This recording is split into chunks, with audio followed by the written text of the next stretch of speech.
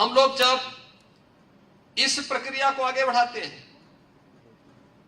राष्ट्र नायकों के बारे में जो लेखन देश के अंदर हुआ, उस लेखन को भी अगर आप अवलोकन करेंगे,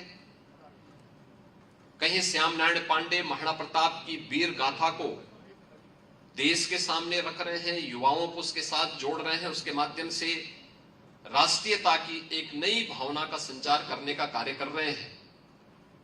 और कहीं पर सुभद्रा कुमारी चौहान झांसी की रानी लक्ष्मीबाई को केंद्र में रख करके भारत की मातृशक्ति के शौर्य को, उनके सशक्तिकरण का जो माध्यम है, उसको आगे बढ़ाने का कार्य भी कर रहे हैं।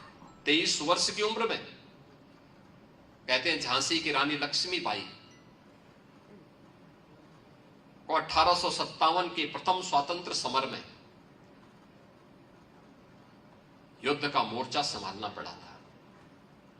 23 वर्ष की उम्र क्या होती है। और उस समय ब्रिटिशर के खिलाफ जब उन्हें युद्ध लड़ना पड़ा था, तो वे पूरी मजबूती के साथ लड़ी। 57 में ब्रिटिशर उनको पराजित नहीं कर पाए।